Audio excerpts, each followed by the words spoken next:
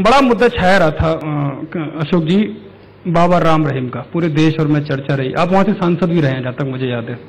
क्या आपको लगता है कि जो ये मुद्दा है राम रहीम वाला, आपकी सरकार में उसमें सही से टैकल नहीं हो पाया? नहीं तो खुलासा पहले ही हो जाता, जिस तरह से अगर सही मामला उठता, इतने लोगों की जान नहीं जाती, इतने लोगों का उत्पीड़न नहीं होता। देखिए, न्यायिक प्रक्रिया है। डेरा सच्चा सौदा बाबा राम रहीम जी से बहुत पहले से शुरू हुआ। बाबा राम रहीम की मैं वही कह रहा हूं, लोगों की आस्था, उनका विश्वास, हमें हर चीज को जब कोई चीज सामने आती है शंका की दृष्टि से नहीं देखना चाहिए। करोड़ों लोग उस आस्था के केंद्र में जाते थे, आज भी जाते हैं, पहले भी जाते रहे। कुछ घटनाएं घटी, न्यायिक प्रक्रिया के माध्यम से वो चीजें सामने आई, उनके ऊपर ज्यादा हम टिप्पणी नहीं करना चाहते।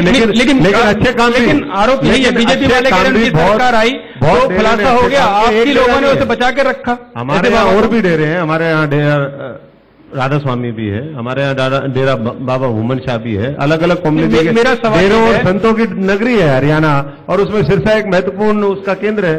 तो इसलिए तो संत या शैतान क्या मानते हैं बाबा को? मैं समझता हूं कि पूरी तरीके से भारतीय जनता पार्टी ने इस मामले को भी न्यायिक प्रक्रिया के माध्यम से आराम से हो जाता।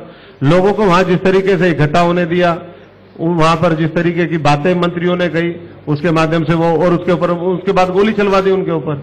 तो निर्दोष लोग, जिनको ये भी नहीं पता कि वो किस लिए आए हैं वहां पर, उनके ऊपर गोली चलवा। वहां तो बीजेपी अपनी पीठ ठोक रही है कि लोगों की जाने नहीं जाने थी, बड़े तरीके से हैंडल किया। बीजेपी पीठ नहीं ठोक रही, बीजेपी पीठ में छुरा ठोक रही है, और जब समय आएगा तो लोग सामने से जो है बीजेपी के ऊपर वोट से वार करेंगे और उनका सफाया कर देंगे। हरियाणा में अगर वो 2-3 से ज्यादा सीटें बीजेपी, और वो भी मैं कह रहा हूं कि बाई डिफॉल्ट उनकी विधानसभा में 1 या 2 सीट आएगी, अपने काम से उनकी ना तो कोई लोकसभा में सीट आ रही है ना कोई विधानसभा में। इतना सुपड़ा साफ होगा जो उन्होंने जिस तरीके से जाट आरक्षण के दौरान दंगे करवाए, जिस तरीके से जुनैद और तो आपके समय में भी हुए जाट आरक्षण?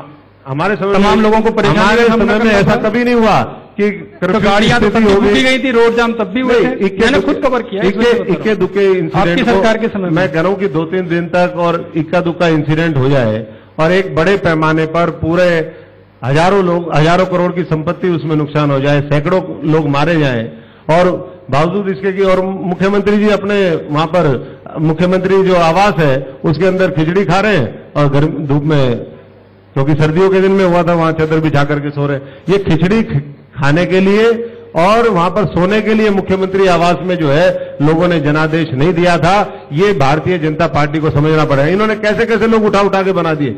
वो त्रिपुरा के एक मुख्यमंत्री है, वो कहते हैं सैटेलाइट और ये चीजें जो है हमारे महाभारत, लेकिन जाट आरक्षण कभी कहते हैं कि मैकेनिकल इंजीनियर को देखिए, आप जज करिए, पूरा देश देख रहा है, आप जज करिए। वो कहते हैं कि मैकेनिकल जो इंजीनियर है वो सिविल सर्विस का एग्जाम नहीं दे सकता, जो सिविल इंजीनियर है वो दे सकता है। वाह रे वाह मेरे मुख्यमंत्री भाई।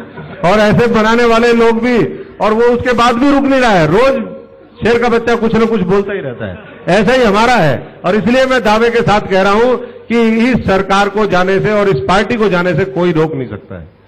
जाट रिजर्वेशन की बात आप कर रहे थे, उसमें जो ऑडियो क्लिप आई थी, आप जानते हैं किसकी आई थी? आपी के एक नेता थे पार्टी के, तो भड़काने का काम तो आपकी पार्टी के लोग कर रहे थे। हजारों करोड़ों का अगर नुकसान हुआ तो किसकी शय पर हुआ? नहीं, किसकी शय पर हुआ? तो भारतीय जनता पार्टी की शय पर। उन्होंने उसको स्पॉन्सर किया पूरे मामले को। आपकी पार्टी के नेता कार्रवाई नहीं करी, कोई कार्रवाई नहीं करी, और किसी का नाम आया तो कार्रवाई करे ना। हम तो ये कह रहे हैं कार्रवाई करे, उसमें पार्टी का कोई लेना देना नहीं है। कोई इंडिविजुअल का हो सकता है, इंडिविजुअल को जो भी सजा, उनके पास पुलिस है, उनके पास सारा तंत्र है, क्यों नहीं जांच करवा करके कार्रवाई करते हैं?